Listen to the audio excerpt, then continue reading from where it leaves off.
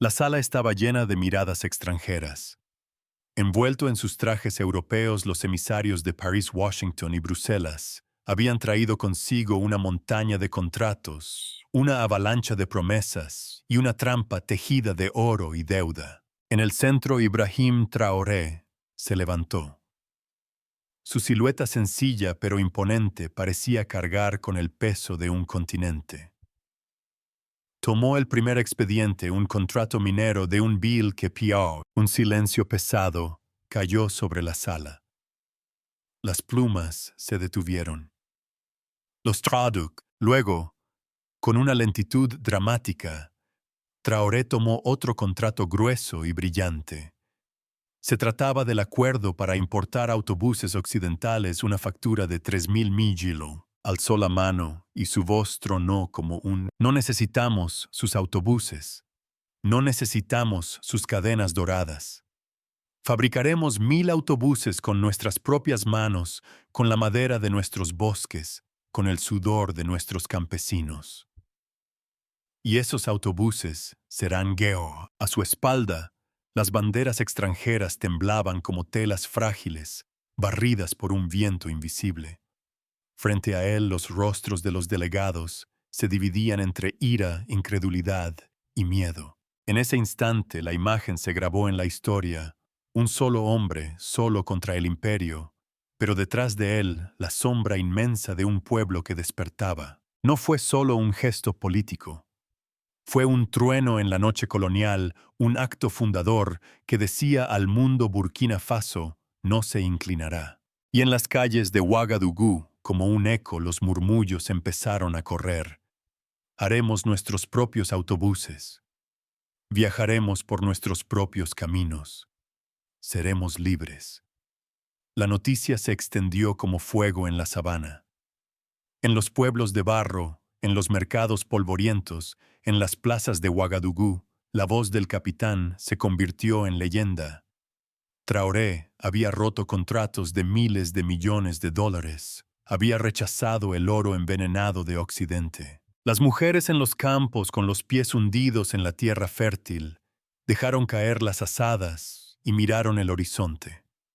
Los campesinos, acostumbrados a vender su cosecha a precios dictados por extranjeros, levantaron la cabeza con un orgullo nuevo. Los jóvenes soldados, muchos sin botas, juraron que no permitirían nunca más que otra bandera ondeara sobre su patria.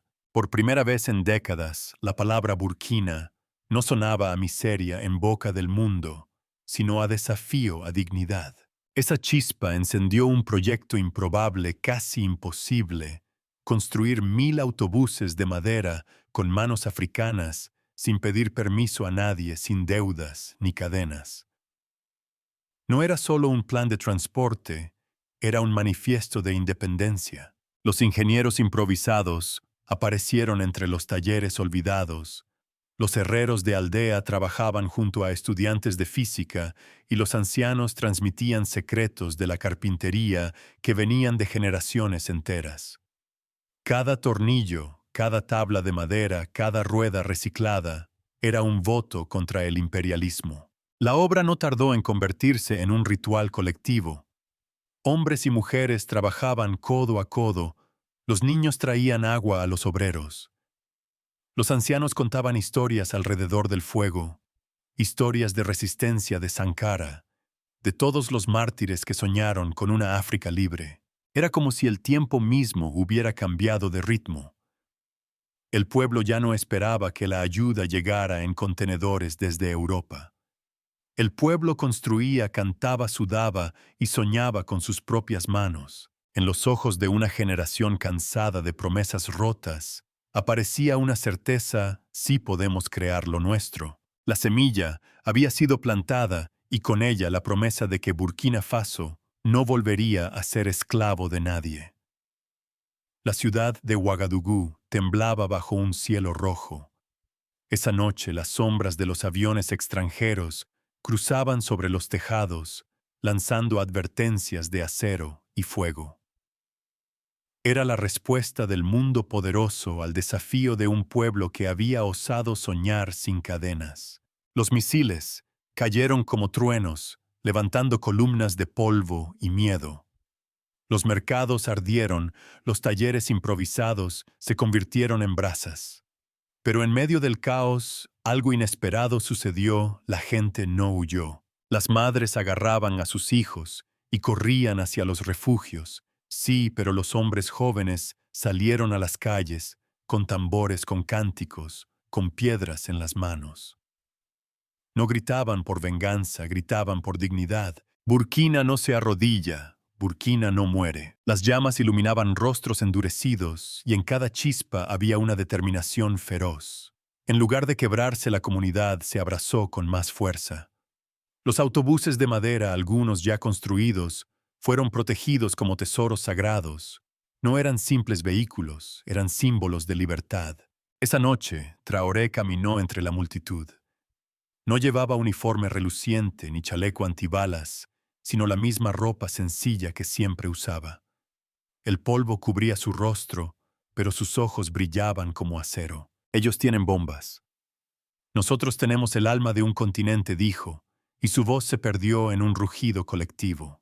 La noche de fuego no fue solo un ataque, fue una prueba. Occidente quiso quebrar la voluntad de un pueblo. Pero en la oscuridad ardiente de Ouagadougou, lo que nació no fue miedo, sino una fe inquebrantable. De las ruinas se alzó un juramento silencioso: ni una bala ni una bomba podrá apagar el fuego de un pueblo que ha despertado. Al amanecer tras la noche de fuego, la capital se despertó cubierta de cenizas. Las paredes ennegrecidas todavía humeaban, pero en las plazas la gente ya se reunía como si el dolor de la víspera hubiera sido transformado en energía. Las mujeres con bebés en la espalda levantaban sus manos al cielo y gritaban: «¡Nunca más esclavos! ¡Nunca más rodillas dobladas!». Los campesinos llegaron desde los alrededores con sus cosechas en carretas improvisadas. No venían a vender, sino a compartir alimentos, asegurando que nadie pasara hambre mientras se reconstruía la ciudad. Era como si de repente la miseria dejara de ser vergüenza y se convirtiera en fuerza colectiva. Los soldados jóvenes, aquellos que apenas ayer eran simples reclutas, formaron filas en la gran explanada frente al palacio del pueblo. Con fusiles viejos en las manos juraron en voz alta: «Defenderemos cada palmo de esta tierra, aunque tengamos que dar nuestra última gota de sangre». Y entonces ocurrió algo que muchos recordarían como el nacimiento de un mito. Ibrahim Traoré subió a un estrado improvisado, hecho con tablones de madera, rescatados de los talleres bombardeados. Detrás de él no había banderas extranjeras, solo la bandera burkinesa roja y verde ondeando en el viento polvoriento. Yo no soy más que un hombre, pero ustedes son la historia. Y juntos escribiremos la libertad de toda África. Un silencio estremecedor recorrió la multitud, seguido de un estallido de voces que coreaban su nombre. Traoré, Traoré, Traoré. En ese momento dejó de ser solo un líder. Se convirtió en un símbolo viviente. El juramento del pueblo no fue sellado con tinta ni papeles, sino con lágrimas, sudor y polvo. Era un pacto invisible, más fuerte que cualquier tratado internacional, la promesa de resistir, de construir con sus propias manos un futuro sin cadenas. Y entre el eco de las voces, una frase resonaba como un himno nuevo: Burkina Faso no pertenece al pasado de la esclavitud, sino al futuro de África. Mientras el pueblo juraba fidelidad a su tierra, lejos de Burkina Faso se tejían hilos oscuros. En salas cerradas de París, Bruselas y Washington se reunían hombres de traje impecable, con carpetas repletas de cifras y mapas. Allí no había gritos ni fuego, sino sonrisas frías y acuerdos silenciosos. Los bancos internacionales, las grandes organizaciones financieras y ciertas ONGs disfrazadas de caridad se convirtieron en armas invisibles. No llevaban fusiles ni tanques, pero sus armas eran más sutiles y devastadoras: deudas, sanciones, bloqueos y chantajes diplomáticos. Uno de los consejeros europeos, golpeando suavemente la mesa, pronunció la frase que resume su estrategia: no necesitamos entrar con ejércitos. Bastará con cerrarles el crédito, congelarles las cuentas, asfixiarles la economía. El hambre hará lo que nuestras armas no pueden. Desde la capital burkinesa, Ibrahim Traoré recibió informes inquietantes, cuentas bloqueadas en bancos internacionales, donaciones prometidas, que jamás llegaron, contratos de exportación, cancelados sin explicación. Todo formaba parte de un plan para doblegar su resistencia sin disparar una sola bala. Pero lo que esos estrategas no entendieron fue que Burkina Faso ya había aprendido a vivir sin cadenas doradas. La autosuficiencia nacida del dolor y de la escasez empezaba a convertirse en escudo. El pueblo que ayer temía perder las pocas migajas que recibía del extranjero, ahora prefería el riesgo de la independencia antes que la seguridad de la esclavitud. En un discurso improvisado, Traoré advirtió: quieren matarnos de hambre, porque no pudieron matarnos con armas, pero no se dan cuenta de que el hambre nos ha acompañado durante siglos. Esta vez el hambre será nuestra maestra, no nuestra verduga. Los enemigos invisibles apretaban el cerco, pero cada sanción, cada bloqueo, cada traición diplomática encendía más el fuego de la resistencia. Y en las aldeas, en los campos, en los talleres, la gente comenzaba a susurrar una sola palabra: resistiremos. Cuando las potencias extranjeras creían que Burkina Faso estaba aislada, una chispa cruzó el desierto y encendió un fuego en otros rincones del continente. Desde Mali, Níger y Guinea comenzaron a llegar mensajes secretos, luego cartas oficiales y finalmente caravanas de delegaciones. No venían con discursos diplomáticos ni con promesas vacías. Venían con algo mucho más fuerte: solidaridad africana. En Bamako, un líder maliense declaró en voz alta: si Burkina Faso cae, todos caeremos. Pero si Burkina Faso resiste, África entera recordará que no está sola. En Niamey, jóvenes estudiantes pintaban murales en las paredes con la figura de Ibrahim Traoré, representado como un guerrero ancestral, sosteniendo no un fusil, sino una antorcha. Y en Conakry, los pescadores decidieron enviar cargamentos de pescado seco gratis a Ouagadougou como símbolo de apoyo. Así nació la idea de un nuevo pacto africano, no escrito por abogados de Occidente, sino tejido en el corazón de los pueblos, la Alianza de los Pueblos Libres de África. En una histórica reunión bajo el sol ardiente del Sahel, Traoré alzó la voz: no queremos bases extranjeras en nuestras tierras. No queremos cadenas financieras disfrazadas de ayuda. Queremos un África que camine con sus propios pies, que construya con sus propias manos y que se alimente con sus propios campos. El eco de sus palabras cruzó fronteras, despertando el orgullo dormido de millones. Por primera vez en décadas, los tambores de distintas naciones sonaron al unísono, no para anunciar guerra tribal, sino para anunciar unidad continental. La visión era clara: un África libre de bases militares extranjeras, libre de deudas impuestas y fuerte gracias a la unión de sus pueblos. Lo que comenzó como el juramento de un solo pueblo en Burkina Faso se transformaba ahora en el grito de toda una generación africana, y entre los murmullos del viento sahariano se escuchaba la promesa de un futuro nuevo. Juntos seremos inquebrantables. El eco del juramento del pueblo y la unión con Mali, Níger y Guinea cayó como un trueno en las capitales del mundo. En París, Washington y Bruselas, las cancillerías ardían de preocupación.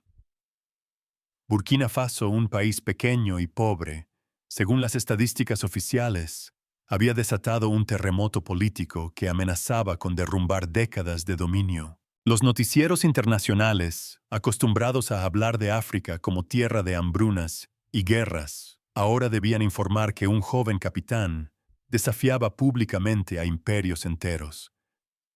El nombre de Ibrahim Traoré comenzó a aparecer en titulares, acompañado de palabras que inquietaban: soberanía, independencia africana, nuevo bloque de resistencia.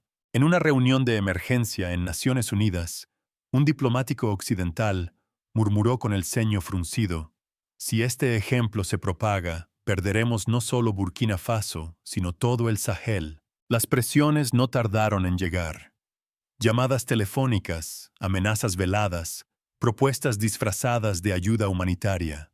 A Traoré le ofrecieron préstamos millonarios, promesas de infraestructura moderna, incluso contratos de importación de autobuses extranjeros valorados en $3.000 millones para reemplazar los viejos transportes del país. Pero en una escena que pasaría a la historia, Traoré levantó el contrato, lo miró a los ojos de la delegación extranjera y lo rompió en pedazos frente a las cámaras.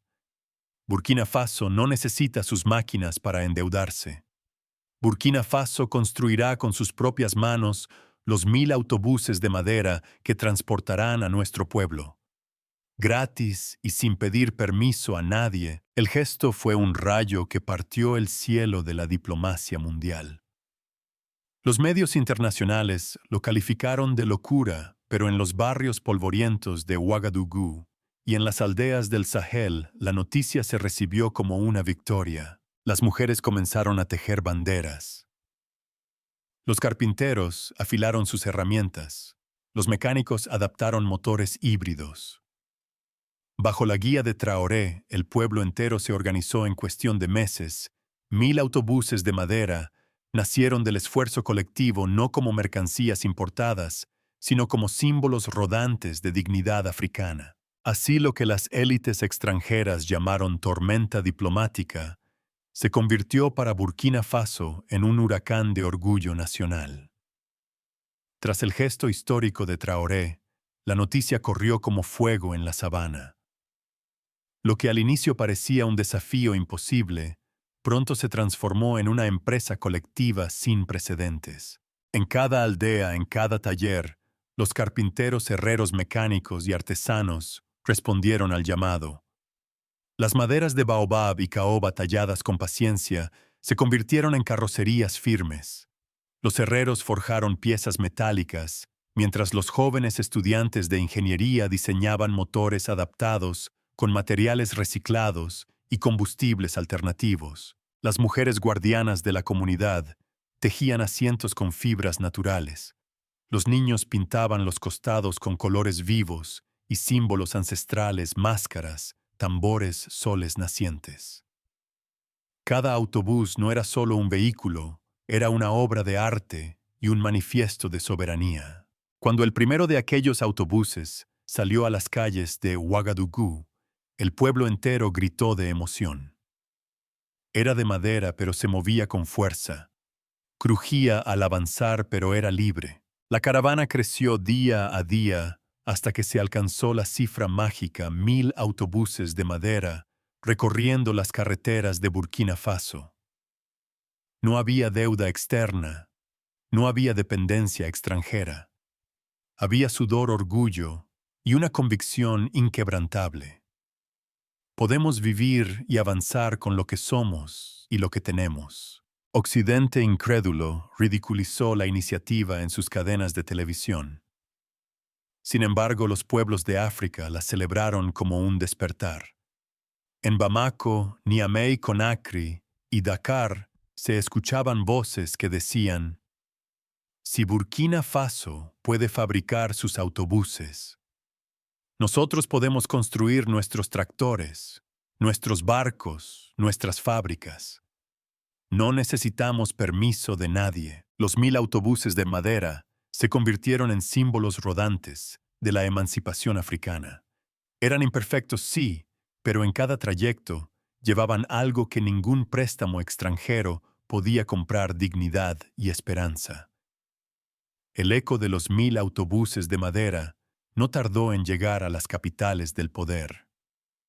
En París, en Bruselas, en Washington, las imágenes de los vehículos artesanales circulaban en las pantallas como una provocación intolerable.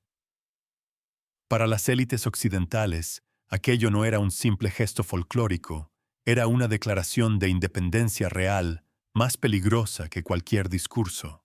Las reuniones de emergencia se sucedieron en despachos cerrados. Si África aprende a vivir sin nuestras cadenas, perderemos siglos de dominio, susurraba un alto funcionario en Bruselas. Debemos actuar rápido antes de que el ejemplo se propague, respondía un consejero en Washington. Las primeras medidas llegaron como un golpe seco: sanciones económicas, bloqueos bancarios, suspensión de ayudas internacionales. Se prohibió la exportación de ciertos materiales esenciales hacia Burkina Faso con la esperanza de asfixiar su experimento de autosuficiencia. Los medios occidentales desplegaron campañas de desprestigio, presentando a Traoré como un dictador, un loco peligroso, un enemigo de la modernidad, pero la reacción del pueblo fue inesperada. En lugar de miedo, las sanciones despertaron orgullo. En los mercados, las mujeres repetían: si no nos venden su trigo, comeremos nuestro mijo. Si no nos dan su azúcar, endulzaremos con miel. Los jóvenes pintaban en las paredes: más sanciones, más libertad. Los autobuses de madera continuaban rodando por las carreteras, convirtiéndose en una provocación diaria para las potencias extranjeras. Cada uno de ellos era un desafío vivo, una negación al relato de que África no podía sobrevivir sin tutela. Occidente endureció entonces su tono. Amenazas militares, rumores de golpes de Estado, financiados en la sombra, movimientos de tropas extranjeras en la región. Pero Traoré, lejos de retroceder, multiplicaba sus discursos, repitiendo en plazas abarrotadas: nos pueden bloquear los bancos, pero no pueden bloquear nuestros corazones. Nos pueden cerrar las fronteras, pero no pueden cerrar nuestra dignidad. Burkina Faso no se arrodilla. Y la multitud respondía con un rugido que hacía temblar las calles. Burkina Faso, África libre, las sanciones, lejos de quebrar el ánimo, encendieron un fuego nuevo en cada aldea y ciudad de Burkina Faso. Era como si el bloqueo occidental hubiera destapado una verdad dormida, que la mayor riqueza de África no estaba en su oro, en su petróleo ni en su uranio, sino en la fuerza indomable de su gente. En Ouagadougou, miles de campesinos llegaron con sacos de grano para ofrecerlos a los más pobres. En Bobo Dioulasso, herreros y carpinteros comenzaron a fabricar herramientas con sus propias manos, sin esperar piezas importadas. Los soldados compartían sus raciones con los niños de la calle. Cada gesto, por pequeño que fuera, se convirtió en un grito silencioso. Podemos vivir sin ellos. Podemos vivir para nosotros mismos. Fue entonces cuando surgió algo inesperado. Los pueblos vecinos empezaron a imitar el ejemplo. En Mali, en Níger, en Guinea, las multitudes se congregaban en plazas para celebrar la decisión de Traoré de expulsar las bases extranjeras y rechazar la dependencia económica. La consigna cruzaba fronteras: hoy, Burkina Faso, mañana toda África. En Bamako, un anciano líder comunitario declaró: el colonialismo ya no viste uniforme, viste corbata y habla desde bancos extranjeros. Pero si Burkina ha dicho basta, nosotros también lo diremos. Las caravanas de solidaridad comenzaron a circular. Camiones cargados con alimentos, madera, medicinas locales, llegaban desde países hermanos. Era el nacimiento de algo más que una alianza, un pacto espiritual entre pueblos que habían sufrido siglos de explotación. Los autobuses de madera se convirtieron en símbolo continental. En las carreteras africanas, cada vez que uno de ellos aparecía, la gente se detenía para tocarlo, como si fuese un amuleto, una prueba tangible de que la independencia no era una palabra, sino una acción. En una noche de celebración bajo el cielo africano estrellado, Traoré habló a su pueblo y por primera vez al continente entero a través de radios comunitarias. Nos quieren dividir con sanciones, pero nos han unido con esperanza. Nos quieren pobres, pero nos han hecho creativos. Nos quieren aislados, pero hemos descubierto que África es una sola familia. Que este sacrificio no sea en vano, caminemos juntos hacia una verdadera libertad. Las palabras viajaron de boca en boca, de aldea en aldea, de frontera en frontera. Y millones de voces respondieron en la oscuridad de la noche: África unida jamás será vencida. Los años pasaron, pero la memoria de aquel tiempo ardiente siguió viva en cada rincón de Burkina Faso y más allá. Los autobuses de madera, algunos ya envejecidos por el sol y la lluvia, seguían circulando convertidos en reliquias de una era de dignidad. No eran simples vehículos, eran testimonios rodantes de un pueblo que se atrevió a decir no al sometimiento y sí a la libertad.